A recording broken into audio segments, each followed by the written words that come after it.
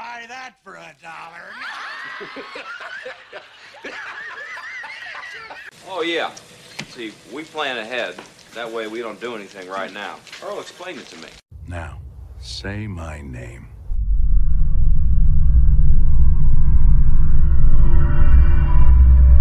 Yeah. And welcome back, everybody, to another Dead Wire Live. I got Kevin with me. I got Chad, like usual, with us as well. And we got a whole slew of topics from the last week. And oh my God, shit is going down and shit is going down. Kevin, kick that shit off. All right, y'all. Bad news for your mom. Woo! This week, She hates Dead Space too. we lost an actual television icon this week. And I don't say that sparingly. Like, Phil Donahue was kind of the guy who kicked off your scandalous TV talk shows, but then stepped back because he was not a scandalous motherfucker. He actually had integrity and loved journalism and stuff like that. No. So when you start getting like Geraldo and Sally Jesse Raphael, and then God forbid Ricky Lake later on, Phil kind of stepped back. Springer. No, I'm kidding. Phil walked so Jerry could run. Pretty much. So, but unfortunately, we lost Phil Collins this week at the age of 88. Due Phil to Donahue, not Phil Collins. Shit, that's right. Wishful thinking. It's I'm not sorry. the heat of the night, bro. It's the Genesis. We're 26 episodes in and we can't keep our shit straight. Welcome to Dead Wire Live, everybody. We're not calling it Dead Pussy Wire Live tonight because we're not mentioning Pussy Island. Nope. Anybody who catches that reference, put a comment down below. I want to know. That's right. Oh, next up for the horrible news. Disney has been fined a whopping $36,000 in OSHA violations for the death of a man that fell to his death 41 feet from a scaffolding while filming this TV series Wonder Man. Oh, Only God, they're actually 36. doing Wonder Man? Yep. So much wrong with this headline. One, a gentleman died out of negligence because a floorboard was way too fucking old to be used in a high-tech set like that. Yes. Two, his life was only worth $36,000 by an OSHA violation. Now, this isn't to pay off at least 25. You would think. I work from home. It'll pay for something. With all the fines that they received, they could get up to $85,000 for this. And again, that's without civil cases and negligence and things like that. But the sad point is a gentleman did pass away while filming Wonder Man, and Wonder Man 1 is not worth dying for. No. And 2, neither is that TV show. It's just and not that TV show is probably gonna not survive much as well. Correct. So that I'm truly sorry to see happen, and I hope it's a learning lesson. Riggers and your set hands and stuff like that, they never get the safety that they need. They never get the respect that they deserve. No. When we were catering to the set of the Time Machine across from the Riverside County Courthouse, they would tell me stories about the people that died on the set of X-Files by whacking a long pole up against a telephone wire. And then when he jerked, he hit the other 2 guys on the end of the scaffolding, and 3 people all at the same time. Fucking horrible. But you didn't hear about that shit because they all hushed it under the rug. Yeah, it's unfortunate when we lose people on the sets of TV shows or movies, and our hearts go out to the family and all of your friends that worked along with you. It's a very sad time.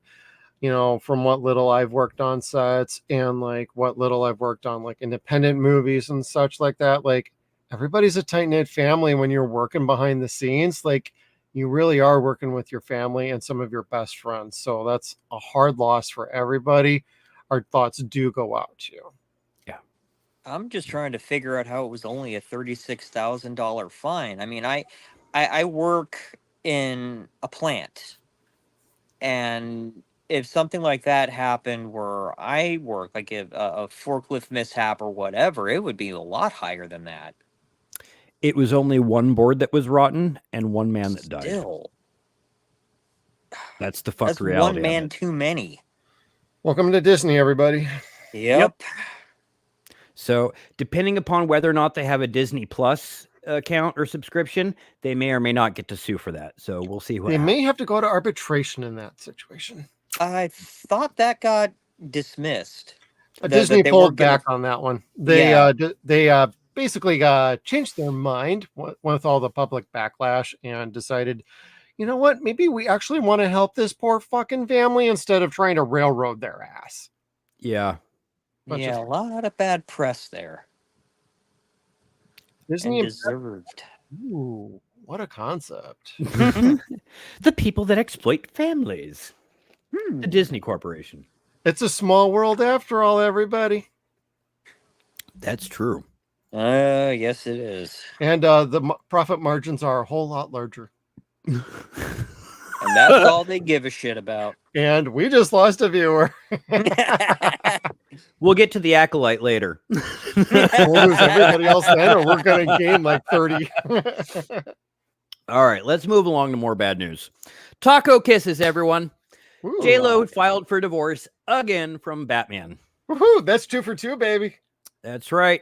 And I got to say, good luck, Bats. We're all with you. Yep, if you're going to crawl back to Jennifer, you might want to come back with about 400 dozen roses and a very nice bottle of Chardonnay. For yourself, that bitch is going to cause you liver cancer. I'm sorry. She's a fucking stomach ulcer waiting to happen. Jennifer or J-Lo? J-Lo.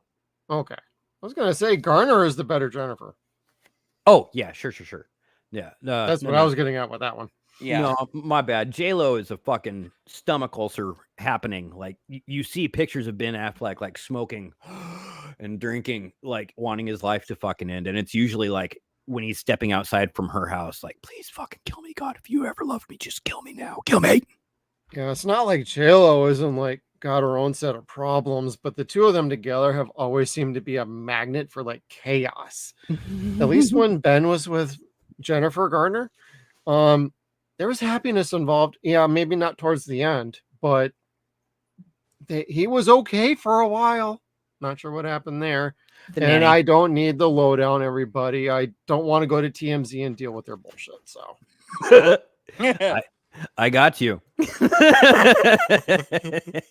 but honestly, I hope, like, for both of them, like, they can both find happiness in their lives. Just to be serious for a moment, like, it sucks, but these two are not a good combo for each other. So welcome to Hollywood, baby. This is how it rolls.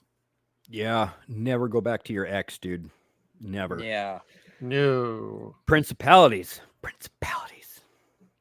Anyway. Reach.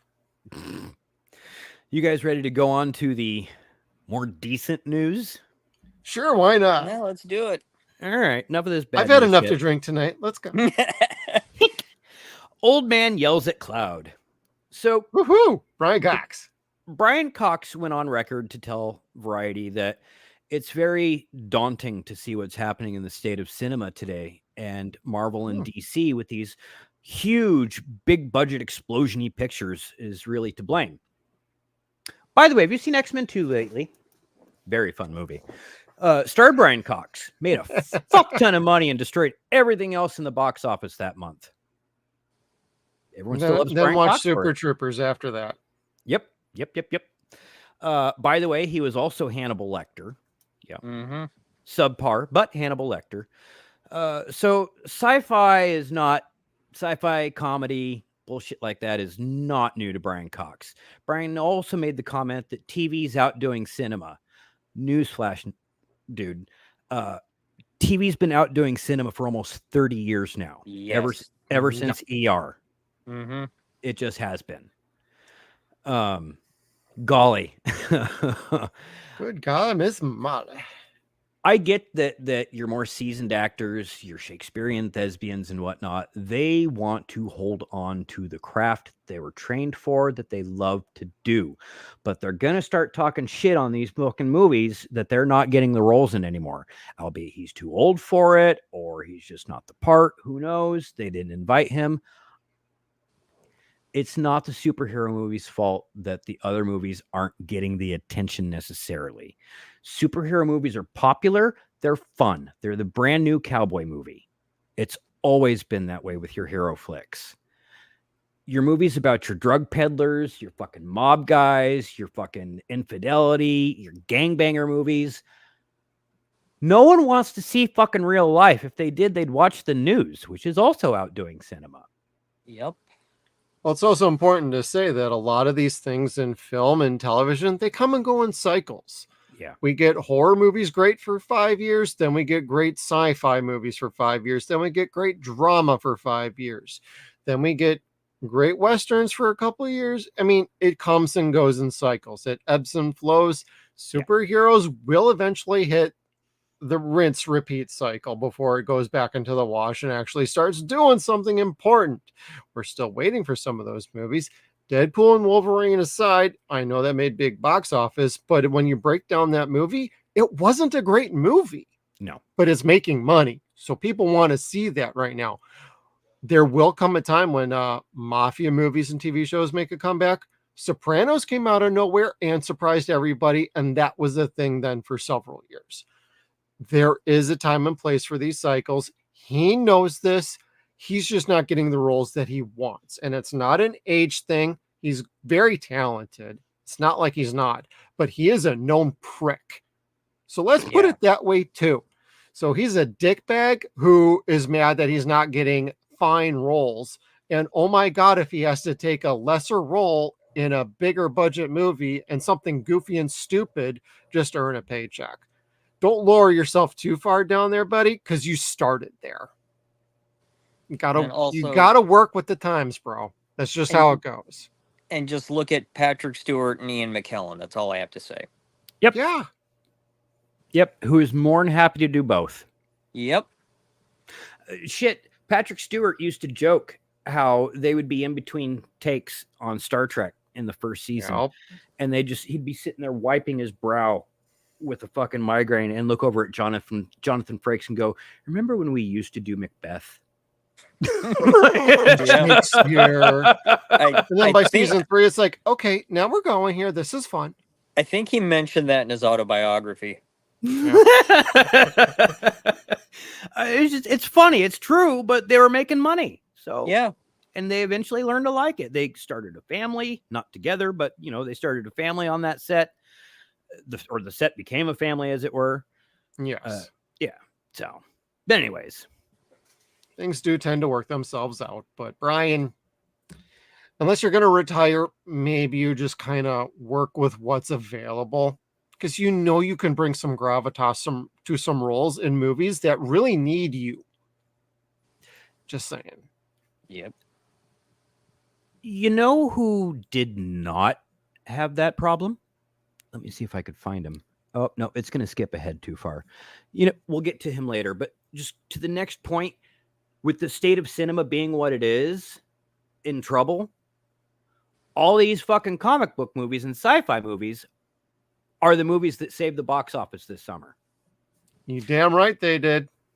You went from Furiosa scaring the fuck out of everybody that no one was going to make any money whatsoever, to Deadpool and Wolverine setting global records.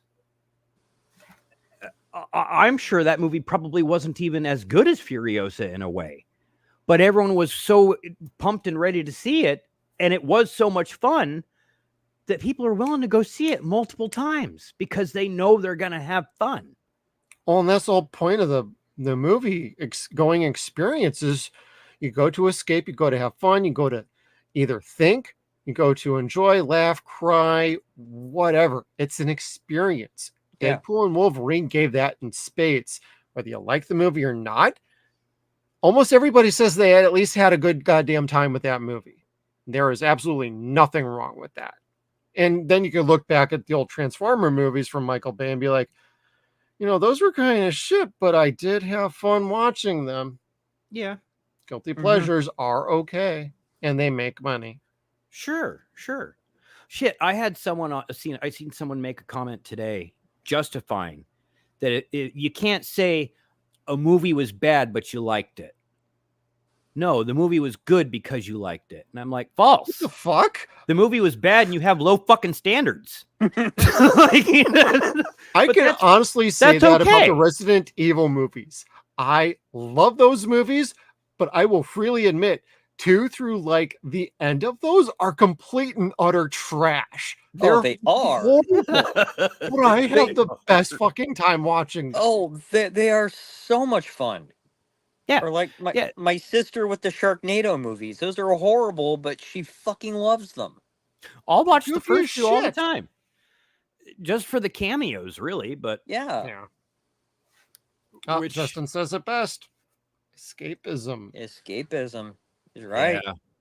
That's also why I do drugs. But movies actually no, drugs are cheaper than movies now.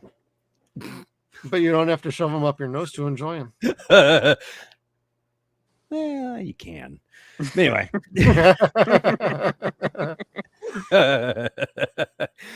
All right. Next story. I'm tossing this one to you, Jeff. This one's yours. All right, Rotten Tomatoes is hitting up with a verified hot badge, baby. Oh my. So if you have a hot badge, you might want to check that in because we got a hot badge going on now. Basically, what they're doing is they're taking, if the score's 90% better on the audience score for fresh, they're going to give it a verified hot little tag, little badge to go with it. So it's more of like an addition to what they're currently doing. I think this is kind of stupid. I mean, they got a decent system as it is, even though it only takes like 9 ratings to kill a movie like My Science Project. So fuck them. But for the most part, you know, this is just to incorporate more of the audience factor into this. So it feels like you're getting more of an audience input on the movies rather than just all critics versus audience. Once it hits a certain level, it's going to have a verified tag on it. So that's what they're working towards. It's okay. I don't care. I don't really go to Rotten Tomatoes for much of anything like at all. But Chad, do you check out Rotten Tomatoes at all? What do you think Nope. about something like this? I do. Rotten Tomatoes, usually, if the fans like it, the critics hate it. The critics like it, the fans hate it. What's the fucking point? So I just, I ignore it. Yeah, pretty much. Now, Kevin, do you even check out Rotten Tomatoes at all? Or what do you think about some of this goofy shit right here? I check out Rotten Tomatoes for the gossip. 100%. Oh, so they're your true. TMZ. Gotcha. Yes, I look for it to see something like, oh God, what's a good stink burger? Oh, we'll say The Crow, for example. Like, it got fucking 0. Like 0. The Acolyte, 0. Are they worth 0? No, they're probably worth a 4 or a 5. But I love that shit talking. But I will be the first to say, you know what? It's probably not accurate, like at all, especially with this age of review bombing that we live in. You know, that's pretty true. Now, speaking of that, there is something else from Rotten Tomatoes that just came out recently. My lovely wife shared it with me earlier today, and I shared it with these two fine gents. We got a little list of the 56 worst sequels Oh, yeah. all time, according to Rotten Tomatoes scores. And we could do a little run through. We don't have to spend like an hour talking about this, even though we very well could. And all of you viewers, you know you want that. Yeah. We know you want it. You can't have it. You got to pay for it. You got to subscribe. You got to give us that watch time. Hit that like button. But definitely comment below what you think about this list, because we're about to do it ourselves. All right. Number 1, Super Babies, Baby Geniuses Part 2. Return of the Blue Lagoon had Mila Nakey. It's funny. I look at the starring cast. I'm like, John Voight, Scott Baio, Vanessa Angel, Peter Wingfield. You had me at Vanessa Angel. And this is that bad? Damn. And we got Return to Blue Lagoon from 1991 with Mila Jovovich. Yeah, this movie is shit. Yeah. Don't bother. It's not about the movie. It's about the titty. or lack thereof. Whatever. Bingo. Then we got Stay, Staying Alive from 1983, directed by Sylvester Stallone. starring John Travolta, Cynthia Rhodes, Viola Hughes, and Steve Inwood. I actually, when Amy mentioned this one to me, I'm like, I never even heard of this. Then she said it's the sequel to Saturday Night Fever, and I'm like, oh, I didn't know it had a sequel. I Sorry, knew John. of it. I just didn't know it was a sequel. Huh. I didn't either. Then number 4, Highlander 2: The Quickening. I disavow This is a little film. higher up the list than I thought, but check. I disavow this film. It never happened. There was only one Highlander movie. What about the Renegade version? Or Not whatever any the better. other version is? Not any better. At least, okay, the only thing that the Renegade version has going for it is that the Immortals are not fucking aliens. That's my God. boy. That's Damn, I Shad. hate that movie. I swear to God. I mean, whoever. I mean, okay, yeah, cash grab. That's what all sequels are, fucking cash grabs. But dear God, there is a way to do a sequel to that right, and that is to have a whole new Immortal cycle start up with McLeod being the mentor to whoever comes next, but still be fucking mortal. Not bringing back aliens from the planet Zeist. I can't believe I fucking remember what planet they're from. I was gonna say, dude, did you just actually deliver facts about that movie? I hated that movie so much that it wormed its way into my brain, and I cannot get rid of it. I feel like I would learned rather something. I would rather have a You root make me so canal proud. without Novocaine than sit through that shit burger again. Yeah, if But- you're gonna watch this movie, watch the Renegade version. The Quickening version is trash. Period. And be drunk. Watching it sober is not going to do you any favors. The first one is the best. The TV show is fine. Just don't watch any of the sequels or anything after that. They're all And don't terrible. watch the Highlander sequels that had the dude from the TV show. Yeah, just 'Cause they just did 2 of those. Highlander 1, the TV show, The Raven, you're good. Yep, leave it at that. I like The Raven. That was unfortunately canceled though. That's what they do with the good shows, though. Yeah, no shit. Why do you think we have a channel covering canceled TV shows, Exactly. everybody? Exactly. All We're right. blessed. Yeah, pretty much. Now, number 5, Police Academy 4, Citizens on Patrol. Fuck off, Rotten Tomatoes. I know these movies are trash. I love all the Police Academy movies. The first I 5 are really fun. enjoyed that one. I thought like Police this one Academy too. 4 was fun. Yeah. Now, once you get to like the once you get to like the 7th one, it's like, oh, all right, well, it's time to end this, and they did. Well, they went downhill when Steve Guttenberg left.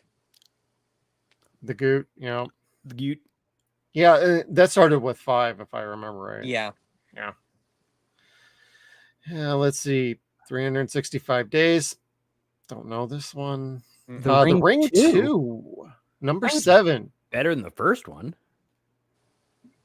At least this that movie looks like it's understood the- basic storytelling. Yeah. This looks like it's almost the Japanese version, though, because it's starring like the Japanese cast and directed by Hideo Nakata. Oh. So it's not the American version. So I don't understand. Now, I've never seen Ringo 2, so I don't know that this one is actually worse than the first Ringo. So, Gallows Act 2, never heard of that. Atlas Shrugged, who is John Galt? I know of this movie. I never watched it, though. Yeah, I'm not a fan of Ayn Rand, so I just don't bother. No. Number 10. Crow 4, huh? Mhm. Sorry, Ed. I think you got tagged on this bitch. Yep. And then is that Police Academy 5? Yes, it I'm at is. Miami Beach, baby. Oh, that's and 6. And then 6 6 wasn't- following City. I like City Under Siege. What That the wasn't fuck? a bad one. These people I Man. don't know about this. crack. Well, and then let's continue. Mission to Moscow. Yeah, that one was bad. Yeah, that one was pretty bad. The next 365 days. Well, the next 365 days, I'm not even going to remember Yeah. this shit. Daddy Day Camp, number 15. Sure. Jaws the Revenge. I disagree. Was it good? It wasn't terrible. It was just very low budget. Yeah. Very low budget. and the shark family had a vengeance to maintain. I thought that was cool. Yeah. Ripped Sean's arm off at the beginning. Polly's was the one who was it was her fault. The whole 10 yards, really? A Bruce Willis movie? If they're gonna do a fucking bad Bruce Willis movie, where the hell's Hudson Hawk? I'm sorry, Kevin. I like You that can. one too. Those are fighting words. I know with you. Where was Sin City 2? Touche. Speed 2 Cruise Control. Couldn't even Yeah, get I'll Keanu. give him this one. What's that, Chet? Couldn't even get Keanu. No, it was what? Jason Patrick? Yeah. I think so, Jason yeah. Patrick, yeah. Hey, they got Sandra back. That's one thing, and Willem Dafoe, but that's not enough. That's just not enough. Mortal Kombat Annihilation number 19. Yeah, I'll give him that one. Yeah, Mm-hmm. that was a piece of shit. Scary Movie 5 number 20. Yep. I didn't care for it. I didn't. They killed Charlie off in like 5 minutes, and it was just really bad. I never. Wait, made it no, I'm past the sorry. That third was one, part so 4. I don't know. Part 3 was funny because it had Yes. Anthony Anderson and Kevin Hart in it. Yep, And- I thought that was a sufficient trilogy, and I stopped there.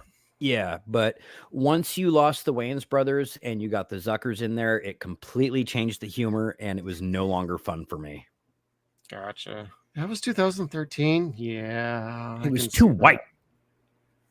Yeah, if it's too white, it ain't right. Cancel right there. Let's go. And Caddyshack 2, which coincidentally, after my wife told me about this movie, guess what I found at one of our local thrift shops? Caddyshack 2 on DVD, and I bought that motherfucker. And she saw that I did, and she's like, "No, you are not." I'm like, "Oh, yes, I am." Oh man. It's been a day since I've seen that. Yeah, the first one is fucking awesome. I know the Oh. second one's trash, but Well, it's still fun. The first one's just a classic. Yeah, you can't beat the first one. You cannot. That and like Happy Gilmore as a twofer, as a double feature. There you go. Yeah. That and Tin Cup if you want something serious for a triple feature. Atlantis Shrugged Part 2. Never saw it, don't care. Nope. Big Mama's House. Big Mama's House again. 23 to 24. Universal Soldier, The Return. Wasn't that supposed Jean-Claude to be Van good? Damme did not care about this one, apparently. Nope. Huh. Sandra Berkeley was in this one? Oh, damn. Mm-hmm. I knew Tyler that. Perry's. Oh, that's the Boo-Choo. Goldberg one. Oh, that one's not terrible. It was okay, but it's not been riff traxed. Troll 2. Yeah, speaking of riff tracks, God. we got Tyler Perry's Boo 2 and Troll 2 at number 27. Troll 2 almost has to make this list if you're talking about bad movie sequels, even though it's not even a sequel to fucking anything. Nope. You can't piss on that. Major League 3. No, Major League 2. Really? I'm calling bullshit What? on that. Yeah. Major League 2 is actually a decent sequel. I know. First one is awesome and it's classic. I love it to no end. I like the second one. It's got a decent story and Charlie is fine. Everybody is fine in this fucking movie. Yes, they recast Willie Mays Hayes. I thought they did fucking fine because they got some great lines, great dialogue, and it's a fun movie. Now, if you want to talk about Back to the Minors Part 3 with Scott Bakula, I like that movie, but I will give that one to you. Like, take this off the list and put 3 in there, and I'll deal with that. But Part 2 is not bad. That's bullshit. I'm going to fight a motherfucker. I will fight a motherfucker. Have at it. Return of the Living Dead 1 or 2 is fucking amazing. Yes. You won't have much more fun watching a goddamn zombie movie. It's got Tom Matthews in it. What the fuck? It's got Tom Matthews. It's got James Cameron in it. They fucking spoof Thriller for fuck's sake. No, that was a good movie, and I'm with you, Kev. find who wrote this list and smack them around a little bit, because that's no. Yeah, whoever put this shit together was off their goddamn mind or on cocaine. Or not on enough. Yeah, well, they did list Highlander 3, The Sorcerer, even though when it was in theaters, it was called The Final Dimension. Yes, I remember that. And Oh yeah. Because I went and saw this motherfucker in the theaters and I fucking hated it. It's still better than the second one. It is. I didn't like it anymore, though. But, I mean, getting your fingernails plucked out one by one's better than the second one. That's true. I had a lithoscopy once. That wasn't fun. I'd probably go for that again too. Yeah, we'll get you a colonoscopy to go on top of that, too. Those are cool. They give you propofol. Yeah, that's the shit that killed Michael Jackson. Piranha 2, James Cameron's first directorial feature that he got fired from. Funny. Not surprised. Even though I liked it. Yeah. For what it is. It's a fun movie. It's goofy as shit. And it's Roger Corman. Whatever. All the Piranha movies are just mindless. Yeah. Part 3, Double D, baby. Those movies are so fucking stupid. I They're love so them. bad. The first one is cool. One with Joe Dante, but fucking Jason Bateman getting his dick bit off kills me. No, that wasn't Jason Bateman. That was Jerry O'Connell. Oh yeah. Jerry O'Connell. Yep. That's right. I was gonna say Bateman. That doesn't sound right. But... No, that was O'Connell. And he got to play such a slime in that movie. Because I mean, whenever O'Connell's playing a role, he's usually, more of a heroic type. Yeah, or a very likable character. I mean, even the character he voices on Lower Decks, I mean, he's kind of a dick, but he's not unlikable. Yeah. Okay. I like him. Him and Bateman both. That's why I got them mixed up. But get his dick bit was fucking funny. And they spit it right at the screen. Floating in 3D. Yeah, I remember. That was so wicked. I'm like, I really liked him in Sliders. Well, something else was sliding in that movie. Yeah. My wife's sitting there watching me with my VR helmet on, and I'm laughing my ass off. And she's like, "What are you watching?" Nothing. Go away. Keep moving. Big floating dick in front of me. Kevin's secret fantasy. Why do you have a VR helmet? So I could watch the 3D penis. Well, speaking of a 3D penis, Basic Instinct Part 2 is on this one. And, yeah, Sharon Stone is back at it again in that fun romp. And Son of the Mask at 33. Paul Blart, Mall Cop 2. I didn't even know they made a second one. 34. Yep. Student of the Year 2. Bad News Bears Go to Japan. I don't get that one. I thought all the Bad News Bears movies were pretty good back then. Leprechaun 2. Are Yeah. you sure they don't mean 3 or 4 or 5? That's what I said to Amy. I'm like, they picked the second one? There's like 6 more after this that are worse. Not the one where he goes into space? Yeah. Or Back to the Hood. Oh, God, Back to the Hood. I forgot about that one. I mean, they're goofy as shit. I totally get it. But like, of all of the sequels for Leprechaun, 2? 2 is not the one you want to throw in there. The one that did go to theaters? You're right. Cheaper by the dozen. I Still Know What You Did Last Summer. I like it, but I'll give them that one. Van Wilder, The Rise of Taj? Oh, I remember that. You got me on that one. I actually don't know this. I never saw it, but I remember it coming out. Oh, Amy Steele's in it. Oh, all right. Hey. Next, Karate Kid with Hilary Swank. Ouch. The last time we had Pat Morita as Mr. Miyagi. Yeah. Although I hate all the Karate Kid movies, so I'll be fair on that one. They all suck. Touche. Revenge of the Nerds 2. Nerds in Paradise. Disagree.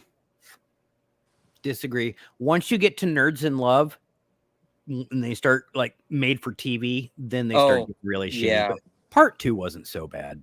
Well, what if CAT really spelled dog? I know. Just saying, everybody. You Okay. okay? Okay. What fucking millennial dickbag wrote this goddamn list? Bring this ignorant motherfucker to us, because that's one of the greatest motherfucking sequels ever goddamn made. It's even House 2, the mentioned in second Scream story, 2. everybody. These are fucking fighting words. Yes. Yes, they are. I'm about ready to start using slurs. Anyway. Goddamn good movie. Just saying. Problem Child 2. I like John Ritter, but I didn't really like these movies, to be honest. No, they were very much a product of their time that didn't age well. Well, speaking of not aging well, Sylvester Stallone with Escape Plan 2, Hades with Dave Bautista, 50 Cent, Jamie King. I like the first one, but it didn't need any more. Grown Ups 2, Adam Sandler movie. I don't know if it'd be this one that'd be on the list, but there's some other ones that should be from Adam Sandler. Yeah, Grown Ups 2 wasn't great, but it wasn't horrible. Yeah. A Haunted House 2. A Haunted House wasn't very good. Halloween, the Curse of Michael Myers. I will give you the theatrical version. Producer's cut does not belong on this list. It actually makes more sense. I know people don't like it much the same. However, it's got a more coherent story. It's better directed and better paced. So it's a better movie. And goddamn it, it's Paul fucking Rudd. Dickbags. Teen Wolf 2. That's Speaking true. of Jason Bateman.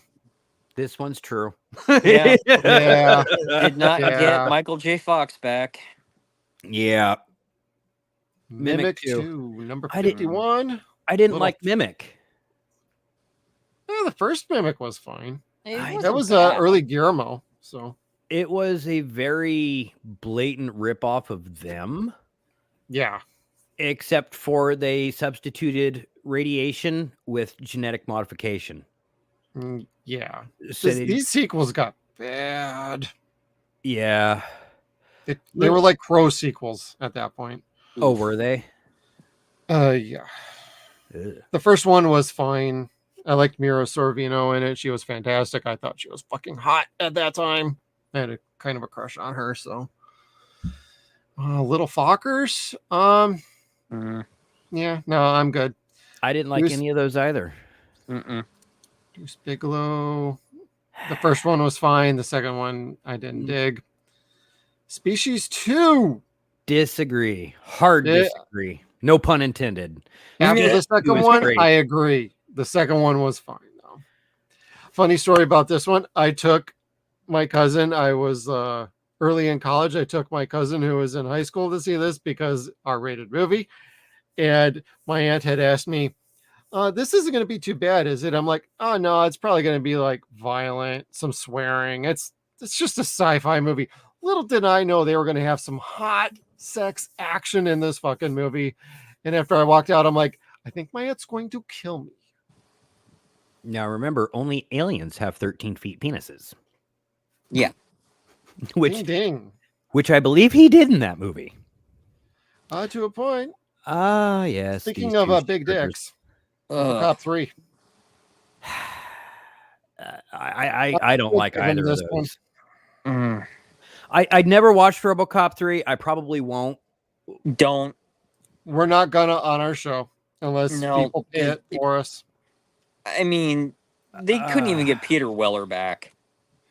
Well, when he checked out, it's like I still went and saw this in the theaters, and it was okay, but it's like something you just watch on TV. Yeah. And the TV show is better than this goddamn movie. Oh, it was much better than this.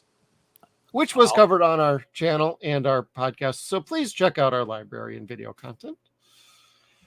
We didn't talk about this movie. We talked about the TV show and the animated series and the first two movies. So, And the reboot. and the reboot, which was terrible too. But we're going to round out this list with From Dusk Till Dawn 2, Texas Blood Money. I honestly don't remember Bruce Campbell in this fucking movie. That's because he was in it for all of 3 minutes, like Congo. Oh, kind of like he was in the movie Intruder 2, where he basically shows up in like literally the last minute of the movie. Reverse. He's in the very beginning and he dies instantly. Mm. Oh, and it's okay. and it's not even cool. Because So- I barely fucking remember this movie. I actually have my old like review book from like years ago. Like I wrote down like little reviews. It's somewhere around here, but I'm pretty sure I wrote down that this movie sucked, and I only gave it like a 2 stars out of like 10. Yeah, part 3 was actually better. Part 3 So was was- kind of an Thiessen was in origin this story. too? Shit. I Who? actually had a cast. Tiffany Amber Thiessen? Yes. Kelly. Yep. It did nothing for her career. Nothing did anything for her career.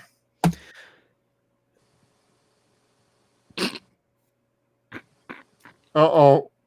Kevin wants to say something. The only industry that wanted her, she wouldn't go. Anyway, All right, Kevin. Kick us off with some other headlines before we dwell on this too long. all right, coming up news. So, Ryan Reynolds is trying to spearhead the good folks at Disney, douchebags, to not necessarily abandon Mahershala Ali's Blade movie, but get with the program and give fans what they want, and that's a 4th Wesley Snipes Blade movie. Yeah. I don't think he's too old. No. I mean, He looked fucking great. He looked fucking great. Wesley could still move. He's a badass motherfucker. Not many people are faster than him with that katana. Like, Yeah. I don't know how life was for him inside when he had his little stint inside with taxes and whatnot. But given a stick, I'm sure he'd probably kill like 3 or 4 motherfuckers trying to get to him. I would totally love to see this happen. I'm so bored with are we going to get Mahershala Ali? Is Mia Goth going to be in this picture? What's taking so fucking long? We can't get They a keep script fucking right. those poor actors around. It's ridiculous. Yeah, I don't care about any of that fucking shit. I don't even care if this Blade movie's part of the MCU. I don't. Doesn't I need just to want to be. see that movie. No, it totally doesn't. This is where they're falling apart. I'm not going to go off on too big a tangent, but they need to get off this horse. Like all these movies need to be fucking connected. Just make a good goddamn fucking movie. If you want to do a Blade movie with vampires, it doesn't have to associate with shit. See, Big surprise, motherfuckers. they don't have to be connected, but they do have to be in the same world. And that's where they kind of fuck up with the movies versus the comics. The comics, it all takes place in the same world. Yeah. It only matters if they ever fucking cross over or if a plot line from another story takes place in this particular issue and they have a little fucking marker down at the bottom that says see Spider-Man number 127. Yeah. You know, that's the only time it should really matter. And they kind of messed that up with the movies. And they had a good thing going until they started getting Sony into the mix, but didn't want to give Sony any of the information as to what was happening with Endgame. Yeah, no shit. So, and then things just got worse when, they told Sam Raimi, Wanda's going to be the bad guy of your movie. She's looking for her kids. She's going to be the bad guy of your movie. Didn't tell him anything that happened in WandaVision. Didn't feel that he needed to know any of that. So Doctor Strange in the Multiverse of Madness made very little sense if you'd seen WandaVision. They kind of screw up on their communication issues. You think? Just a bit. Mhm. Just a bit. Oops. Just a No. bit. But I ain't gonna lie, I would be totally goddamn down for Wesley Snipes getting a 4th and final Blade movie just to give him the proper send off, because Deadpool and Wolverine proved like dude can still fucking go. He still can looks go? the part, he still feels the part. Like he was bloody fantastic in that movie. Like I knew he was in it. That got spoiled for me. I ended up watching the damn thing. He was fucking great. Now, as far as like Channing Tatum, Gambit's my favorite goddamn character in the Marvel X-Men universe, and they fucked that up. So fuck that. They got Blade goddamn right, and they got Jennifer Garner in. So thank you for getting saucy with Jennifer for me. I've been having fun for the last 2 weeks watching her practice with her size. And so just like yeah. randomly flip a psi out and like start spinning it and scare people. It's like, whatever, I could do that. So that's why you got the Teleregs next to your desk. Gotcha. The size does matter. Oh, I see what you Fucking did there. God damn it, Kevin. Welcome to Dead Wire Live, everybody. I'm not too shallow. Oh, speaking of shallow, Oh God, here we go. we got to do it. Where to Rip begin the with Band-Aid this? off. So first, let's talk about the virtue signaling that they did before this movie came out. The only good word that the director came out and said before this movie came out was, I said no working firearms on our set. Okay. Good for you, homie. Okay. That's only been a thing in Hollywood for like the last 7 years. I'm And- just saying. Unless you're Alec Baldwin. Well, yeah, unless you're like doing rogue things, but yes. Yeah. We don't need the virtue signaling. What that does is that kind of pisses a little more on what you're already pissing on to the people that like the fire that you're pissing on. Brandon Lee's death, call it what it was a tragedy. Yeah. Yeah. It should have never happened. The guns and the bullets should have never crossed paths. Those things should not be on a set. What do you call a production? A play. Well, didn't Brandon pass away due to like projectiles from the blank that ejected, even though they shouldn't have, but they still Yes. got into him? Yeah. So they technically were using not a real bullet, but it still acted like a goddamn real bullet, and that's what happened to him. It was still a projectile, and it still hit it. Yeah, that's what I mean. Yeah. Okay. You ever tape nails to a jar filled with gunpowder? No, like Kevin, no. how does that work? Fun. Anywho, so the virtue signaling didn't help the rest of what we found out about the Crow, and that's what we all kind of already knew. It's not Yep. good. I've seen two say, you know what, I kind of liked it. And it's really hard not to be like, you know what, I kind of liked you. I'm not going to be that mean. If people like it, that's totally cool. I cannot rag on people for liking it. Like Right. what you like. I could rag on the movie because I don't fucking like it. I don't like the premise that they took with it. I don't like that you have to wait 2/3 of the film to see most of the violence whatsoever, at least the only part that's worth mentioning. I don't like that they changed all of the characters 100%. Even the bad guy's a fucking monster. And I don't mean that like a figure of speech. I mean, he's literally a demon from hell. The Crow itself plays no part in this picture. It does nothing to aid Eric. Yep. Most of the picture takes place between Eric and Shelley falling in love with each other in a rehab facility. And then they escape this rehab facility. I'm bored. I'm fucking bored. And That's the people, first like 40 minutes of this movie, everybody. Just saying. Be warned. the people in Flint, Michigan are still fucking thirsty. Can we not like just stop spending money on shit like this? Were they going to lose the rights like Fox with the Fantastic Four? Hey, just if you're giving James Barr a check, dude, just make sure the check is cashing. Mm-hmm. Like Lionsgate is not doing very good this year so far. So I don't know what to say about them. Like this movie has been pushed around all fucking year. Yeah. Initially, this was going to be out in February. No, we're going to push it back to next fall. Oh, no, we're pushing Ballerina to next year. We're going to move it to May. No, we're going to move it to the end of August. And this movie's been done for about 2 years now. Bill Skarsgård shot this around the same time as John Wick 4. Yep. That came out a year and a half ago. This movie's been sitting for at least 16 fucking months waiting for a release date. They know this has been a bad movie. They still have to put it out anyway. Bill, you are incredibly talented. You need to fire your fucking agent. This is now out of control. You need to get your career back on track. Stay away from these shit scripts. This has been bad from the word go. Nobody asked for this movie. Nobody wanted this fucking movie. If you like this movie, hey, totally cool. I'm not down for this movie. It's not for us. It's clearly for the new generation. So, hey, if that's what you're targeting, hopefully they like it. But from what we're all seeing, nobody likes this fucking movie that are actually watching this.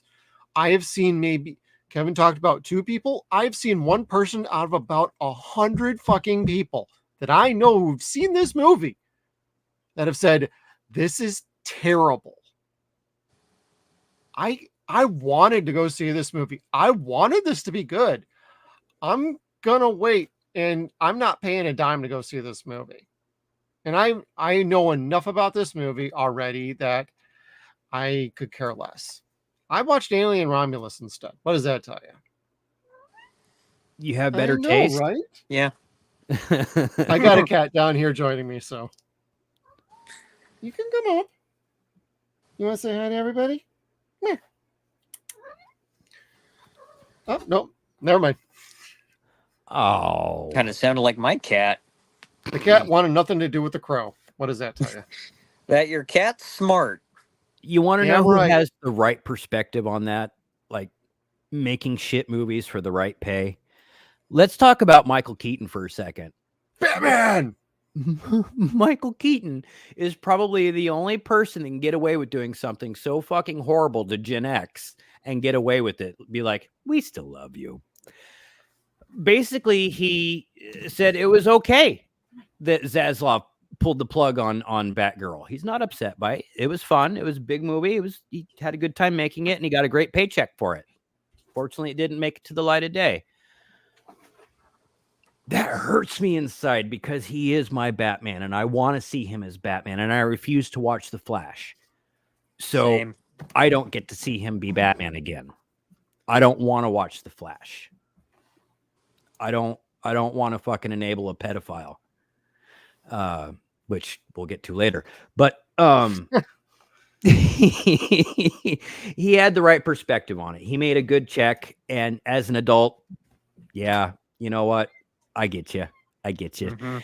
Now we'll just wait for Beetlejuice 2 and see how good the check was for that. I am so afraid that movie's gonna suck. Just because it has been so long that we've been waiting for this. You know, I've seen too many shitty sequels. I think I'm just jaded. we just went through 56 of them that were. Yep. So I've got a reason to be jaded, is what you're saying. Yes, you are justified. But I don't know. Well, he's at a stage in his career where, you want to give me a check, I'm going to do whatever you want or need from me. I'm still going to give it my all. And, if that's that, well, then that's that. I think at this point in his career, Keaton's just out of fucks to give. Yeah, man. I mean, That's really, the best Batman to have right now. Mhm. Batman Beyond. Let's fucking go. Oh, fuck yeah. Just saying. I've never seen Batman Beyond, but I'd go see the movie if he was playing Bruce Wayne. Hey, With the young Terry McGinnis. Kevin Conroy voicing a crotchety, just cranky as fuck old Bruce Wayne. Chef's kiss. Beautiful. I would tell you, watch Return of the Joker, the Batman Beyond movie. Oh, and yeah. if that doesn't convince you a Batman Beyond movie would work, nothing will. But make sure that you get the unedited version. Oh, yes. Uncut. The uncut version. You want the actual blood. So don't watch it on Max. Oh, I'm sorry. It's not on Max because Max gutted the fuck out of their fucking catalog. God, I'm glad I got rid of that service. By the way, did I tell you guys who I got to meet this week? Paul Dini. Really? Oh. Yes. I got Holy to ask shit. him something I've been wanting to ask for a very long time. And that is, how is it that with all the cuts that he does, has the name Mr. Zaz not stuck to David Zaslav? And he said, I see your connection. I see what you're saying. Basically, paraphrasing what he said, the guy doesn't fucking deserve it. He's not worth it. He just needs to be fired and fucking forgotten. Paul Dini, you are a fucking global icon and a treasure. Yep, fuck Bruce Timm. Among men. Damn. Anyway, I don't mean to kiss ass, but he was a very nice man online. I like Paul. I don't like Bruce. Wayne or Tim? Tim. All right. Bruce Timm just had that weird fascination with Bruce Wayne and Barbara Gordon hooking up, and I don't get it. It's gross. It's disgusting. Go watch Pornhub. You could watch people fuck their kids there. Like, really, it's okay. Moving along. All right, Kevin. moving on. Later this week, we are not proudly sponsored by them. So until they do, keep it moving. As they say on the hub. Lionsgate this week, as you said, had a horrible fucking week. They came out with this great idea for Megalopolis. They're gonna put out the fucking trailer this week for Megalips or whatever the fuck it's called. Megalopolis. Lips. I got lips. Until he stops kissing people on set, we're calling it Megalips. They released this wonderful trailer for this beautiful picture that he's made, and they had all these quotes from all these famous critics about him. Francis Ford Coppola. Infamous quotes that never... Or as we were to find out, infamous non-quotes. Turns out none of these quotes were ever said. Ever. Yeah. They were all made up. Wait, which one is this? Oh, and their response was, "We're sorry. We screwed up." Literally, we screwed up. And all I could think trailer of was, house. It wasn't Francis Ford Coppola, and it wasn't Lionsgate specifically. It just got released, and it should not have been. It was supposed to be a fun concept idea that got put out, and it shouldn't have. Yes. Well, the next day, they parted ways with the guy who was responsible for doing that. Bingo.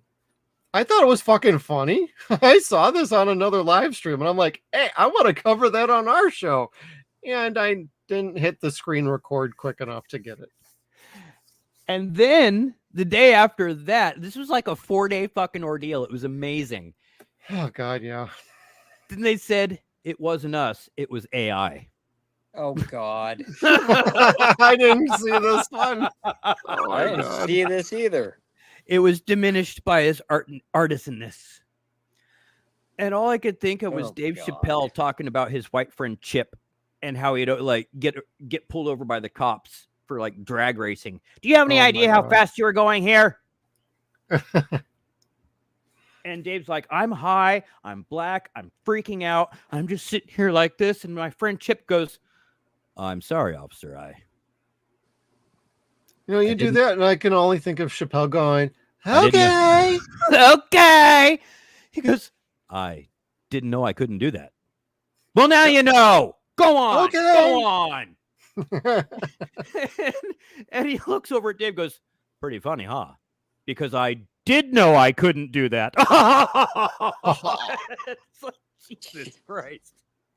Because I did know. I did know.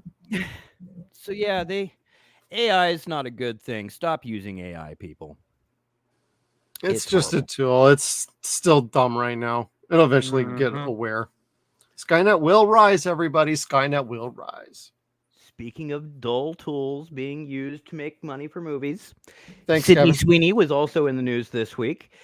She is being rumored to be being circled for the role of Black Cat in one of the new Spider-Man movies. I would be game for that. I'd actually be more game for her as Catwoman in DC. Oh, maybe so. But honestly, like, she really does look and act the part of Felicia Hardy, I think. I would say so as well. Yeah. Like, if you watch the old cartoon or the new Spider-Man video games, she's pretty up to par. No, she's up to par, all right. Personality-wise. Oh, wait, what? I need to move my eyes up here. Now, away from boobies, let's talk about some nuts. No. Bring the boobs back. Boobs back. I didn't have an enlarged picture. Large something. On to Ella Purnell's nuts. She's Somebody's got gonna nuts around here. starring in a horror film about killer squirrels called The Scurry. I'm in. Why is that on our show? Because it's a horror film about killer squirrels. Why not? I got some news a little bit later about something else that's a killer animal, and I think you'll get a kick out of it. I haven't told these guys what I'm showing later, so stay tuned for more horror news. I'm down. Now, getting back to pederasses in Hollywood, Oh, Rush God. Hour 4 is being petitioned. Oh, Unfortunately, with Brett Ratner returning. So, that Is he means shooting this in Israel then? did he go to Israel to be fucking Jewish With or something? with another person who directed the X-Men movies. Oh, Oh, are they hiding out there in support, or like so they don't? Are they hiding out with Roman Polanski? Is really what I'm going to get down to. I don't think Roman would be willing to help them. Because I mean, He wants nothing to do with their asses. He got Polanski that really cush role in Rush Hour 3, which made me go click. I'm like, that son of a bitch looks familiar. Oh, Go with that guy. Robust. Yeah. I'm not interested in Rush Hour 4. I was kind of tapped out when Rush Hour 3 happened, so Rush Hour 3 was funny, but it wasn't Rush Hour 1 or 2. no. And again, once And you I got like a lot of the cast. So it's Yes. hard for me to say that, but that's how it goes. once you started seeing what's his name, Polanski on there, and then you start remembering the behind the scenes features to Red Dragon when he invites fucking Michael Jackson on set just after Jackson got acquitted for fucking child molestation. You're like, I'm beginning to sense a pattern here. And then like, You think? okay, gross. Molestation's not cool. I don't know. What would get me more excited is, tell me if I'm wrong, everybody. Shanghai Nights 3. Or Shanghai. Roy! Without, I know, Owen fucking Wilson, but I like the first two. Yeah. Shanghai Noon and Shanghai Nights were fucking fun movies. I'd be more game for a Shanghai like third sequel than I would just call it Shanghai Express and call it a day. Kind of. Not Rush Hour 4. Like Chris Tucker needs another movie like he needs another Fifth Element sequel. It ain't happening. He doesn't want to do sequels. Well, he wants to do sequels for more money, and nobody wants to make that money or give him. that Yeah, money. he's Ruby Rod, Yeah. all right. All right. Let's see what else is happening in the movies. Your Highlander sequels. The reboot is starting filming in January, starring the Cavalrine. I am actually very excited to see this. Who they cast as the Kurgan will make or break this. make or movie for break, me. yeah. And I'm usually anti reboot just because you got to come up with something original, but they eviscerated this franchise 6 ways from Sunday, so this is the only way you can do another one. Yeah. Besides Gotta which, start over. Lambert, there's no way he could do another one of those movies now. No. He would be in a wheelchair at that point, Yeah. and somebody would just take his head off, and that's the end of the story in 5 And- minutes. I know he was practically blind to begin with. It can't be any better now. I did not know that. Oh no, his eyesight's terrible. Yeah, he's not in the best of shape. And that's unfortunate to hear. I mean, even if you could just get the guy in like a cam, he doesn't even have to be Connor fucking McLeod. He could No. be something else in here just as a homage to him and respect to him. I think that would work. Henry works for me. I loved him in The Tudors when he first started, and I've enjoyed his career so far. I really like him in The Man from U.N.C.L.E. He's the ideal guy to take over for Wolverine if they were going to do that. That's not happening, but I'm totally down for this. I don't know if they're going to give him like long hair or not. If they're going to do something like they did with Adrian Paul and kind of chop his hair off at some point, just make it all slick back. But Yeah. Kurgan's got to be good, and Yeah. you got to have a Queen soundtrack. If you don't, I know, remakes and hitting too many nostalgia beats. You only need one goddamn Queen song for this to work. And it's got to be the right one, and you Yep. all know what it is if you're a Highlander fan. So that you hit the Queen beat, Masters of the Universe, you have Henry Cavill as Connor, and then you have a good Kurgan.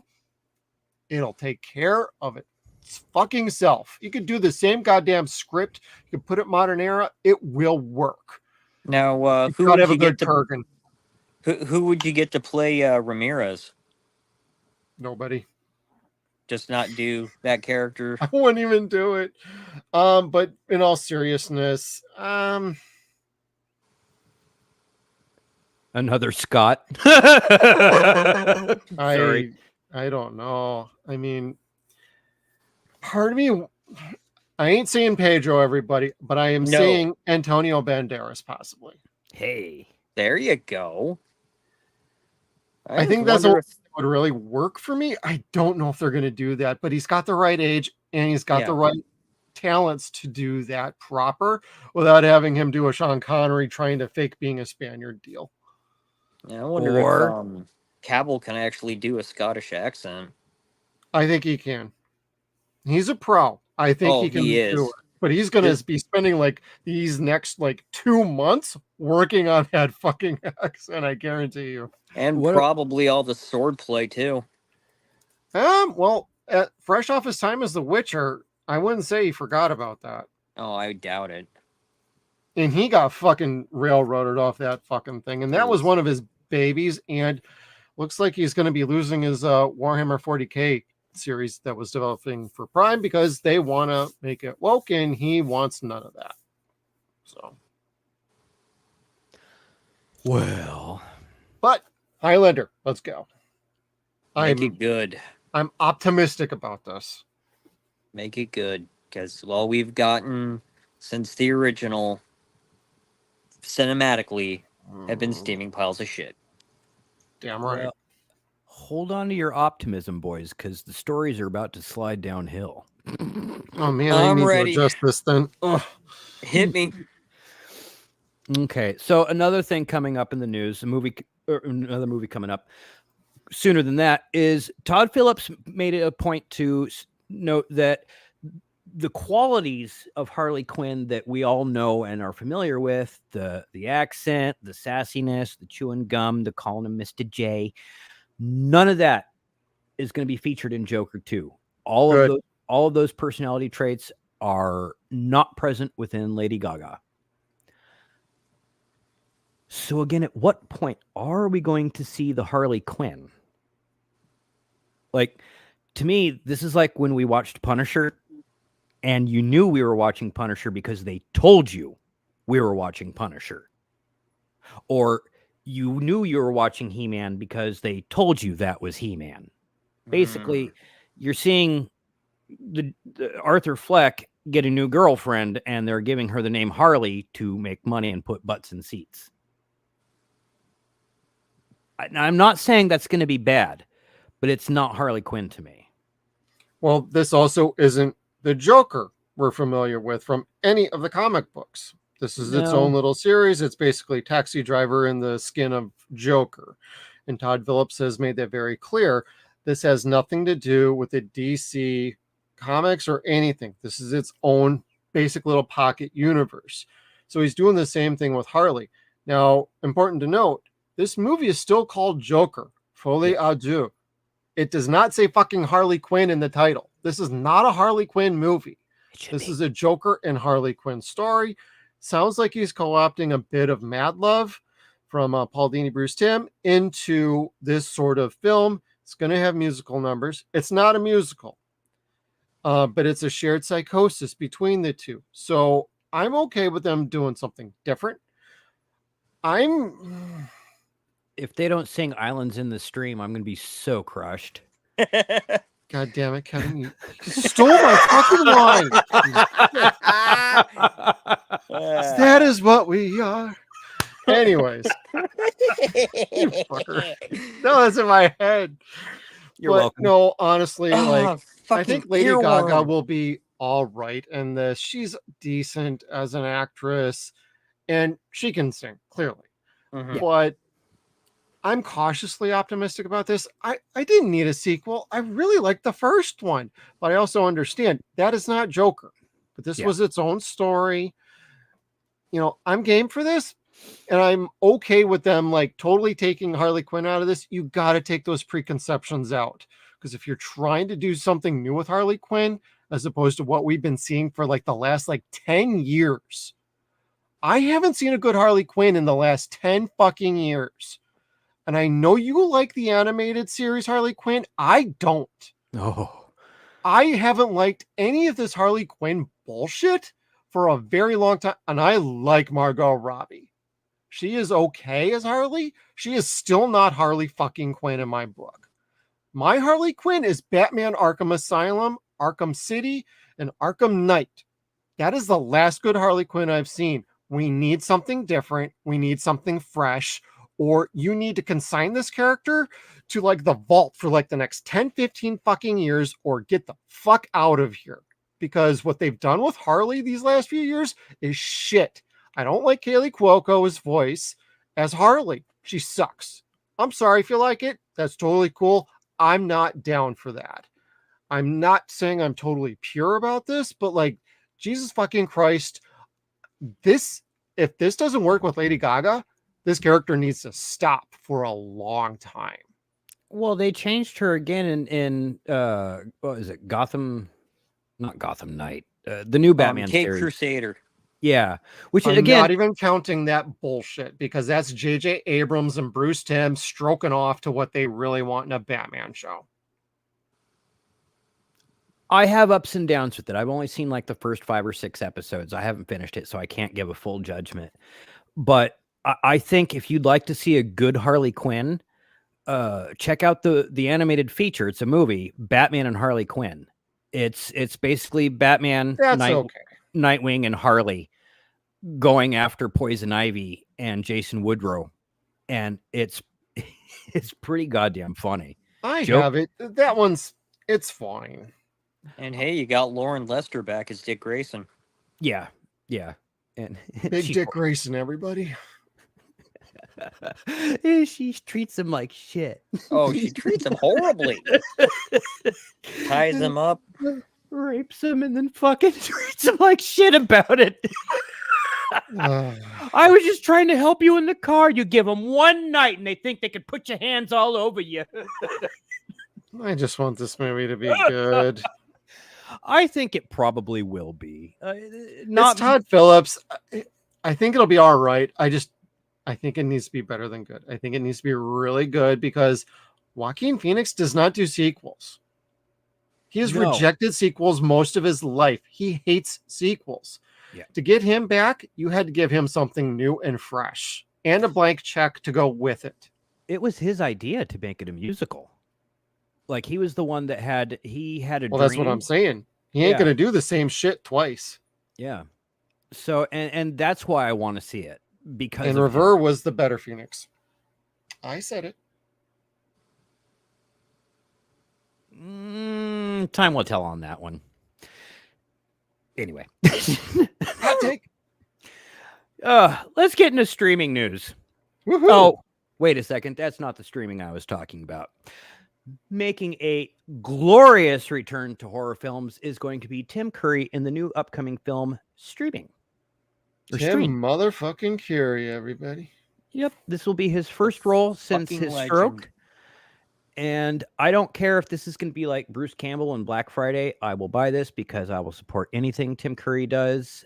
I think he's a genius. He's a wonderful human being, and yeah. I cannot wait. I don't like you. From the shadow, everybody. Little clip. Anyway, so I couldn't find my fascinating clip. now let's get into the streaming news. Do you guys know why Thor was really crying? No. He Well, lost his chance at defeating Thanos. Close. Mm. Zeus. Speaking of Todd Phillips, Netflix and he have parted ways with the Hulk Hogan biopic. What you gonna do, brother? I don't know, but fucking Chris Hemsworth got stuck with a set of 24-inch pythons and no movie to make with him. Yeah, he'll just do an Extraction sequel. Those are pretty good. My wife liked it. I listened to it, but I hadn't really like sat and watched it. So Just drink your milk, say your prayers, and take your vitamins. I feel bad. Here's the thing. I wanted to see this picture because I grew up a Hulkamaniac just like most of America did at our age. I love Chris Hemsworth. I think he's a fucking fun-ass actor. I love the movies he's in. He's a good action star. But ultimately, Terry Bollea is not a good dude. Mm-mm. He's mainly a businessman. He's fucked over his best friends for money every For turn years. he has. Macho Man, we won't even get into that shit. So it's hard to watch a movie with such a good person playing a bad dude. Yeah. That's a real life A person. real person who's a bad dude, yeah, not just like a fictional villain, Yeah. but the real fucking thing. Well, if you had to work with Vince McMahon for like 15 years straight, you'd have to turn into a bad dude just to deal with that sorry ass. Kind of, yes. Yeah. So, but, and then on happier news, I guess, this one's more for my son. My kid loves kaiju and loves big ass mechs. So I have to report that there is going to be a Pacific Rim Origin series coming. An actual TV show? Yep. It's going to be a whole series about how all that started, how the kaiju started coming up out of the waters, and how we started to have the necessity to retaliate against them. Is Guillermo involved or Ron Perlman? That was my question. I don't think so on either end. Ugh. Okay. At least So it might actually be good. We'll have to see. Speaking of sequels that might be good, Vision was announced this week that James Spader will be returning as the voice of Ultron. Oh, damn. That's cool. Yep. That is the first good news from Marvel that I have heard in a good long time since Hugh Jackman returning in the role of Wolverine. If you haven't seen Age of Ultron, James Spader was made to play that role. He was perfect. Oh, he was. I'm not a huge fan of the Avengers. I was always an X-Men baby. So their only big villains that I really knew and liked was Ultron and Thanos. Ultron's made out of adamantium. He was as smart as Hank Pym. There was no beating his ass, and he evolved. They changed that story. It was still okay, but then they gave James Spader the voice and the personality. And goddamn, was that a winning combination. So I cannot wait to see him and Paul Bettany go at it again after the ending of Age of Apocalypse, where they had their final standoff saying, we're going to see who's right about humanity one day. Yeah. Hey, I'm down. I liked Age of Ultron as a movie. I know a lot of people feel like that's kind of like a step down for all the Avengers movies, but I like that a lot. I actually like that movie quite a bit, actually. I think it's a little underrated, and then Whedon got kind of kicked out after that. Yeah. So. He was kind of sick of dealing with Disney at that point, but he still delivered a good script and tried to give as good of a movie as he could while dealing with Disney. And Scarlett Johansson. Anyway. I'll deal with Scarlett Johansson. I'll be a little more hands-on. We'll report it next week, but it was also reported today that Drew Barrymore has said that she's going to sit back, try to stay back, and give her interviewees personal space on her show. So she's going to sit more than 5 inches away from them? Damn. I don't mean to sound like the Gen X baby that's the same age that she is, but I've always wanted her to interview me. Come sit as close as you want. I just love that. You want her to sit on your lap like Andy Dick. Whatever. Anyway, with the announcement of Vision is going to be part of a trilogy. They are now referring to WandaVision, Agatha All Along, and Vision as a trilogy. Oh, interesting. Okay. I think this is going to be for all the people who are upset that WandaVision didn't get a season 2. Makes sense. I wonder if this was their plan all along, or if this is just a pivot. I think it was a plan.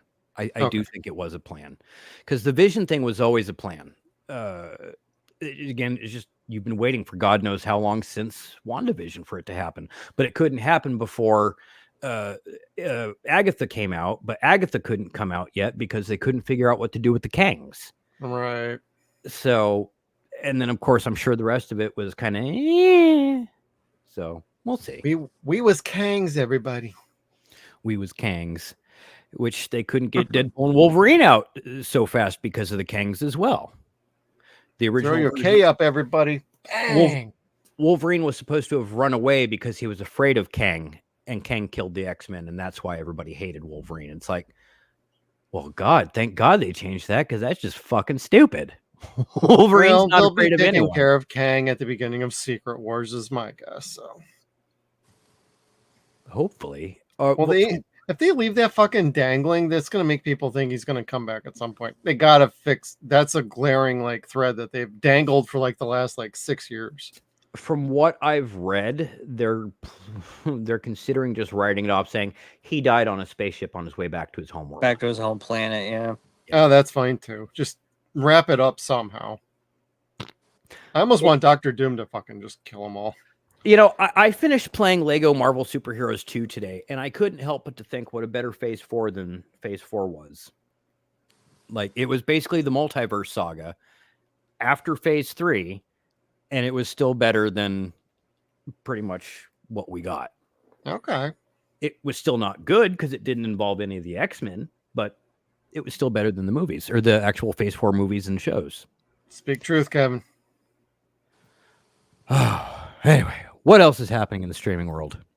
Ah, yes. A24 got back on track with a brand new showrunner for Camp Crystal Lake. It appears we are getting, is it Brad Kane? Brad Kane's going to be the new showrunner, who is the person who spearheaded Welcome to Derry. Not out yet, as far as I know.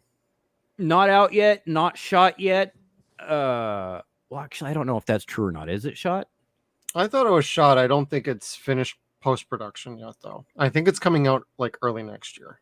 That's one I do want to watch, and I do hope it's good. Prequel to It. So everybody on that's going to be on Max. So hopefully, if he did a good job with that, he could do a good job with this. I want to talk shit because it's not Brian Fuller, but I'm kind of sore about that still myself. So we'll see. They threw away all of his scripts. They're not going with anything that Brian suggested and was developing. So I'm like, pay his ass. I like Brian. I'm pro Brian. Like I feel bad for him, but hey, if it gives Brian Fuller a chance to go do Hannibal season 4 or make Hannibal into a movie with Mads Mikkelsen and Hugh Dancy and everybody else, I am glad he got fired from this then. Yeah. But I think he would have done killer with Crystal Lake based on what I was hearing. Oh, sure. And then losing showrunners this week is Spider Noir. Sony has cut ties with the 2 showrunners of Spider Noir. According to rumors, there had been heated debates about budget and storylines that they just could not get along with. Well, Spider Noir, it's going to be... Now, that's of not... Of course it's going to be expensive. What the fuck? It's got Nicolas Cage. Yes. But just as the voice. Like, it was still going to be animated, wasn't it? Mm-hmm. That's what I thought. Yeah. So I don't know. Unless they were going to have the same animation company that did the 2 movies, then I could see it costing that fucking much. Yeah. I mean, I think they're finishing up that Across the Spider-Verse movies, and I think that's their last actual project with Sony. I could see that because from what I understand, this split up was not nice. Like they pretty much said, fuck y'all. Later. Peace. Yep. They will land on their feet. So I'm sure they will be off to doing something bigger, better, hopefully. I haven't seen the second Spider-Verse movie yet because my kids make too much noise, but the first one was fantastic. So second one's okay. It ends on a cliffhanger. And it's like, oh, you motherfuckers are going to make people wait like 3-4 years for this shit? Of course. Not cool. It worked for Shrek. Shrek was different. Oh, Speaking, God. this is my favorite of the streaming news this week. I, Chick-fil-A. I swear to God, I thought this was a joke.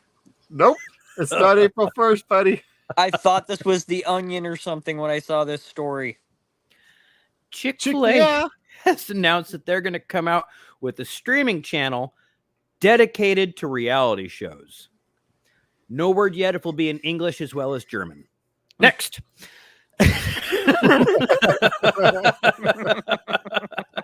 Quickest headline of the night. The Acolyte will not be receiving a second season. It was announced this week that Disney said no. We win, everybody. We win. Well, it wasn't even so much of a we win. It was a aha, we were right. That show sucked. That too. Like there were so many people bitching and complaining that, oh, you don't like it, don't watch it. The Acolyte is officially the lowest watched show on Disney Plus. Period. Yes. That came out this week. Also, what else? Willow did better, everybody. Yes. Yeah, You Willow can't sucked. even get Acolyte merchandise in the fucking Disney store. They had 4 t-shirts that got delisted the second it was canceled and announced. You want to know where those shirts are? They're in the same fucking Middle Eastern fucking country that has the Super Bowl winner shirts for last year's losers. That's I was going to say, coming to a Dollar Tree near you for 25 cents. Anyway, and the actors are still saying, well, you know, it's disappointing, but we had high hopes that we were going to see a season 2 with Leslie in charge. So on a personal level, I really hope that happens. Yeah, because you wanted to be a fucking ghost. Yeah, Mr. Saul, like, I'm sorry. Osa, I love you. It's okay. I will find you in another TV show. The show didn't have the substance. It didn't have the storytelling. It didn't have anything worth a second season. Putting in a bunch of fucking cliffhangers or putting a little cameo here and not mentioning it again doesn't make people want to see your second season. It You actually irritates have them. to be a good quality show to get a second season. Yeah. And you want to know why everyone thinks that's Darth Plagueis on the fucking island? Because we all said we thought we saw Darth Plagueis on the fucking island. And it is Darth Plagueis. Oh, sure. Sure, Jan. We don't know it that is yet. Yoda at the end too. So it's like, Oh, yes, that much we know. Yeah. But it was not good. It was too expensive. Nothing was there to make people be like, oh, I can't wait for that shit to come back. I saw nothing in that series that made me have the response that I heard everyone have when the end of season 1 of Mandalorian happened. Like, I can't wait for season 2. yeah. You just have a bunch of screeching rees out there screaming like, this was the best show. How could Disney cancel this great show? Tell me you didn't watch the show without telling me you didn't watch the show. Like, I legitimately gave this show a chance. And it sucked. The writing was horrible. The pacing was bad. The editing was worse. The directing was even worse than that. Like, I saw Community acting level bad here, and I've seen better Community acting on stage plays 4 miles away from here that could run circles around this shit. And they had decent actors in this. They are only as good as the script they had and the direction they were given. So all the work on this show, and I hate saying this, but the work on this show was very poor, and it showed. And Daphne Keane was wasted. And I don't mean Yeah. like shink. I mean, she was like, her talents were wasted in this show. And then she goes to fucking pander about it. Like, oh God, Leslie was so brave to kill me. So brave to kill me. Because who does that? like, everybody's trying to do like Game of Thrones style fucking shit, and it doesn't work in Star Wars. And this wasn't a story anybody needed or asked for. Oh, it's breaking new ground. It's this, that. Okay, whatever. Is it a good show or not? No, it's not a good show. And we've seen better. As part of our concept for our podcast and our channel, we covered canceled TV shows. We watch a lot of shows that barely make 13 episodes in a season, and they do a better job in those 13 episodes than this did in 6, one. 8. Yeah. Yeah, this was 8 episodes, and not even in one episode could they match the level of quality we have seen in other shows. This is the problem with the overabundance and overbloating of all these shitty ideas that they keep just pumping out. It's stupid, it's horseshit, and now they're paying the price for just putting out whatever stupid idea they heard. And Acolyte, like, this sounded like a neat idea, but in execution, it was just bad. Bad writing, bad everything. It didn't earn another season, and it's not getting another one. And for $180 million, you know what? How many good TV shows would have cried for that kind of fucking budget? Not even 5 years ago. Many would have loved that kind of fucking budget and would have fucking crushed it. I would have killed to see Terminator: The Sarah Connor Chronicles get that kind of fucking budget. Bingo. You know, a show like that, you could have gotten 3 more goddamn seasons for that kind of a goddamn budget and still had money left over. Word. And had an actual fucking T-800 or T-88, whatever the fuck it was. You know how many Godzilla minus zeros we could have gotten for 180 fucking million? We could have gotten 10 at least. Dude, Japan says that about us all the fucking time. Yeah, we're a bunch of cheap asses over here. Cheap? Fuck. I'm kidding. Like, we waste again. Flint, Michigan still wants fucking clean drinking water, motherfuckers. That's right, John. Moist. Oh, I thought that said cake. Got excited. Oh God. A cherry cake, Kevin. I'm hungry. Hey, if you like the show and you're sad it's canceled, hey, sorry for you, but it really wasn't a good show. It just wasn't. No, and the petition to save the Acolyte has hit 150,000 signatures, and just how many are bots? I'd say Probably 100. Yeah. 1,000. But the thing is for people watching at home, if you don't understand how petitions work, what that means is once they reach 150,000 signatures to bring it back, nobody still gives a shit. It's not going to make any fucking difference. People are still begging for like Game of Thrones season 8 to get remade, and that's got like 10 million signatures or something on it. It's crazy. Yeah. So like petitions have never fucking worked. Sorry. Mhm. They've never worked. We barely got Quantum Leap renewed, and that was from letter writing campaigns, not petitions. Yeah. And even that ended up getting canceled after season 5. So unless you've lived through a good show actually getting canceled and actually trying to fight to survive, most of us, when our favorite shows get canceled, we remember them fondly. We still fight for them, but we don't bitch and scream that somebody just fucked us over. A lot of us have lived through Fox, ABC, CBS, Sci-Fi Channel. We can go down the goddamn list. We've been around long enough to know. At some point, you gotta know your show wasn't really that great. And this is show business. That's not show friends. If it was show friends, I guarantee you 17 of my favorite shows of all time, including Space Above and Beyond, would be on season 10 right now. And we'd be screaming, this sucks, because it's stupid now. Wow. And I'd rather have like another season of Space Above and Beyond with $180 million budget. Just saying. When they Come on, Morgan Wong, let's do it. When they canceled Swamp Thing, I hadn't seen it yet. I'd only seen God, that pictures one, of yeah. Eric. Like, all I needed to see to know that show was fucking 100% was the picture of Derek in costume. I knew that they had something there. You see That was Will really Patton good as the bad guy. Or God, I can't think of his name. The guy that played Jason Woodrue. He was Blob in X-Men Origins. But anyway. Oh, yeah, him. They were God, both Lords of phenomenal. Pacna for you Stargate fans. Yeah. When they canceled Swamp Thing, I was upset. Even That was without before it having even seen it. aired. Yeah. Having watched it, I was furious. Like, where do I sign that fucking petition? You're like, oh, I guess this was like 4 years ago and it doesn't matter anymore. But that's the difference between those two different types of shows. Like, you could have something fucking amazing, really well made, and have it get canceled for no fucking reason before it even sees the light of day. And you could have a waste of fucking money like this piece of shit. Have them spend millions of fucking dollars promoting it, making it sound like it's the greatest thing since fucking Return of the Jedi itself.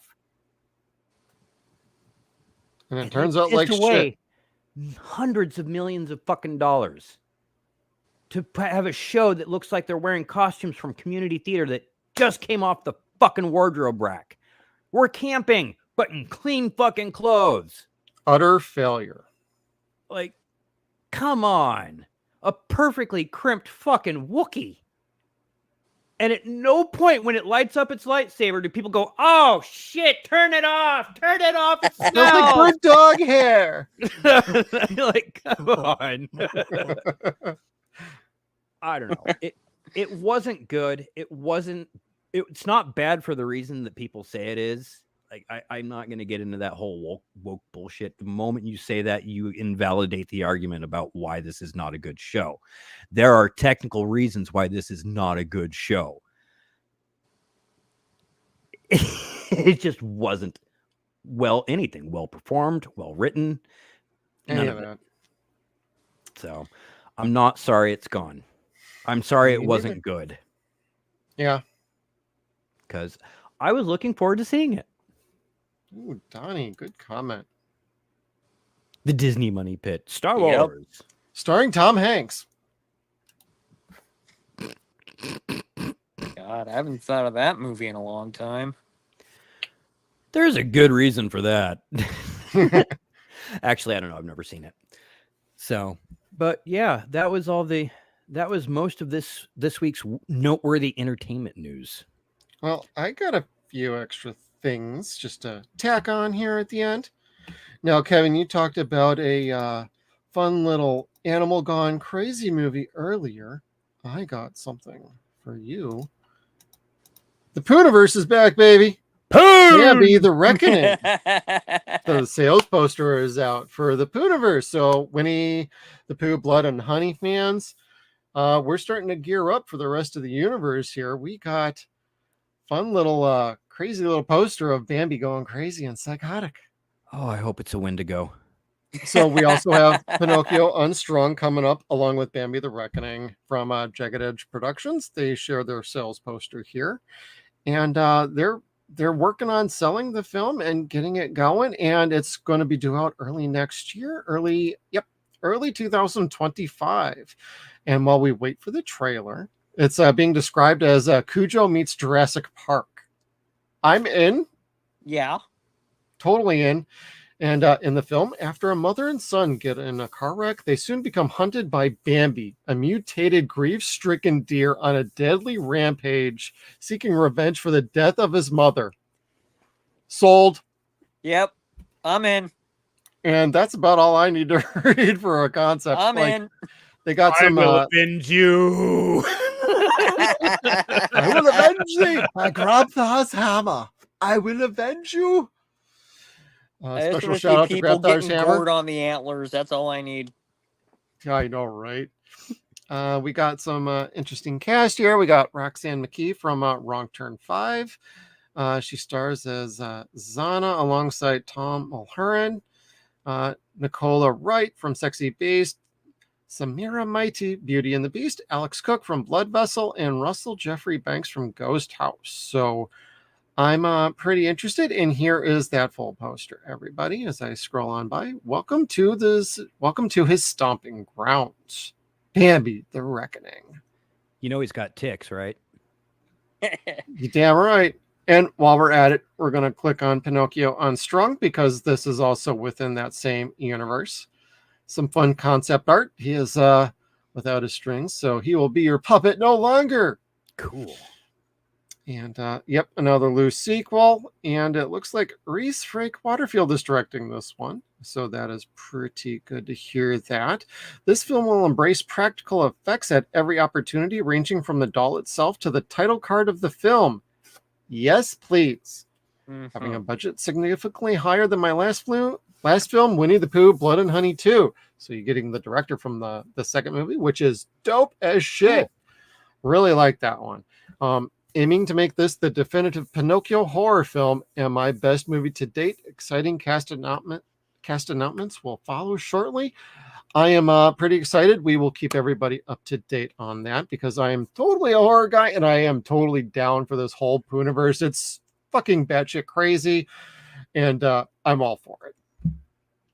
And Yes. there's nothing holding him back. Here's a little concept poster full on for you.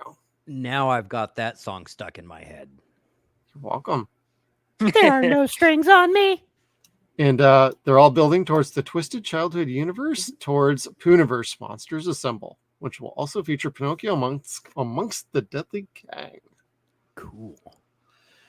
And so there was that. And then there was a short little teaser trailer for Alien Earth over here. I don't know if we're going to get clipped on this, but this is only like a 9-second long thing. This is the TV show developed by Noah Hawley, who's writing it. You will remember his name from Fargo. Regardless of what you think, he's still a decent writer. I know seasons 4 and 5 for most people were kind of like substandard. He's still good. He's still decent. So it's pretty exciting. But there's a fun little teaser trailer going here. This is set 20 years after the events of Ridley. I thought it was set. Oh, no. Oh, okay. Yeah. This series is set 30 years before the events of the original Alien, while Romulus takes place 20 years after the original Ridley Scott's Alien, which I just watched Romulus, and it was okay. And we'll play this real quick.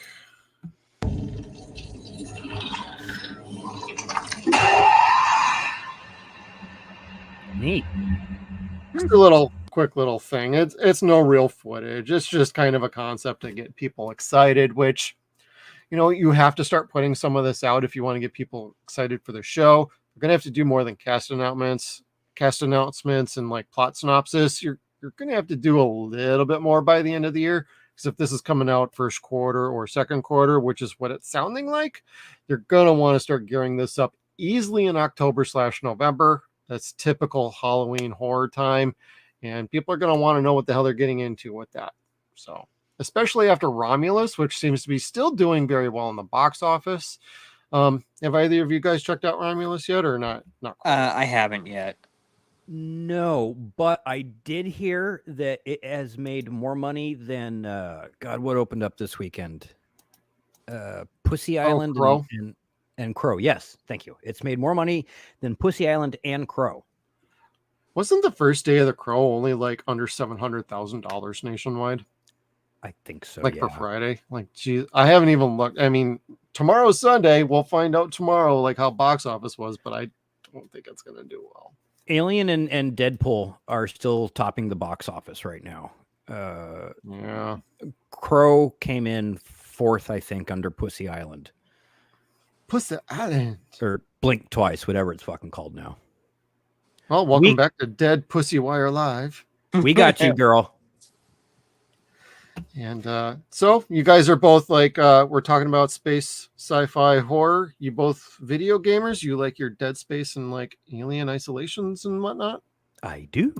Yes. Well, then I got something fun for you that I was today when I found out about some of these. Now, some of you might remember the name Supermassive Games. They are the company that was behind the Until Dawn and the horror games. They are developing Directive 8020, which is supposed to be another one of those kind of style games. So a bunch of, quick time events. As long as the story is good, it should be fun. This one is actually going to be set in a bit of a futuristic Earth where Earth is dying and humanity is running out of time, 12 years from home. Tau Ceti offers a small sliver of hope when the colony ship Cassiopeia crash lands on the planet. Its crew soon realizes they are far from being alone. Yes, please. I like stories like this. Hopefully the game is actually fun, but it is being set to come out next year, 2025, in an immersive cinematic horror experience. I'm pretty game for this. I thought this was actually a trailer, so I'm going to see if I can click to get that to go. And if not, then screw them. Let's hit news here. I know, we professionals here. I thought there was something here, though. Or it doesn't want to work, and that's okay. But they're at least using Unreal Engine 5, which I'm pretty okay with. So, and fight for survival, space horror. What do you guys think about that? I'm down. intrigued. I like that sort of thing. Until Dawn was a lot of fun.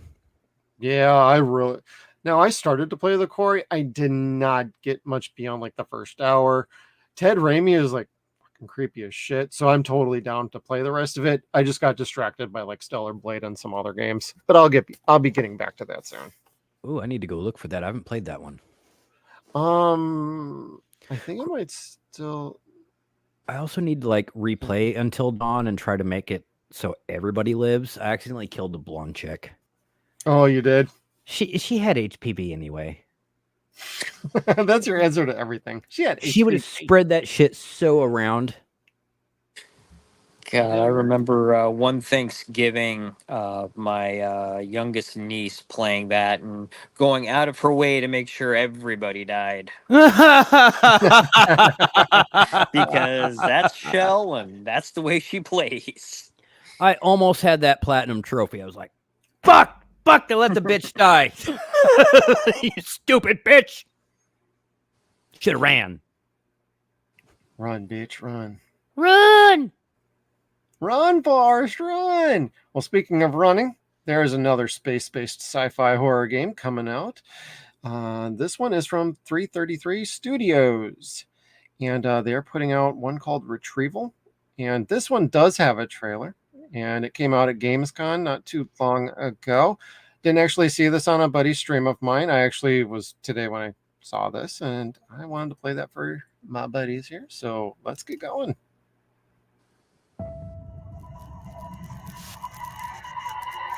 Sometimes things don't go as planned. And sometimes.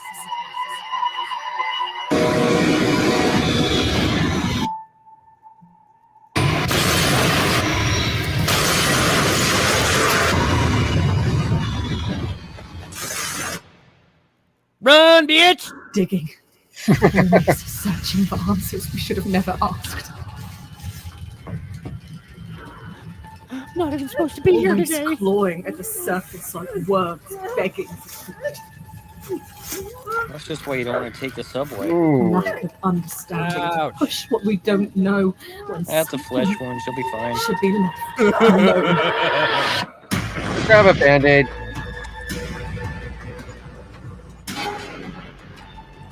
There's nothing we can do.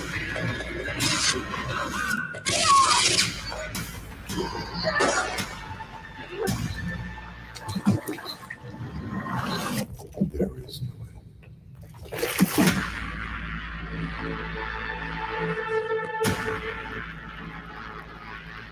We all Well. want the truth.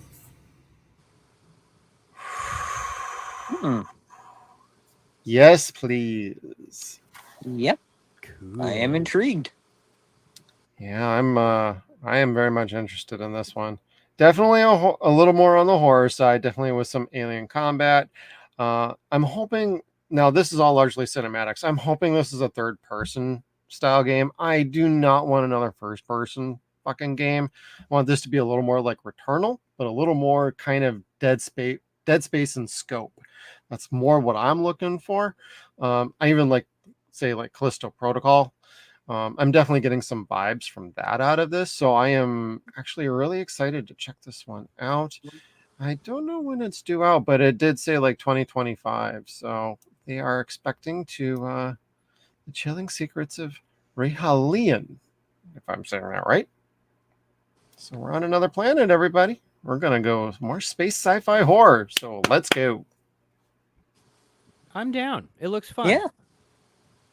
At least I had a Agreed. trailer I could show you guys on this one.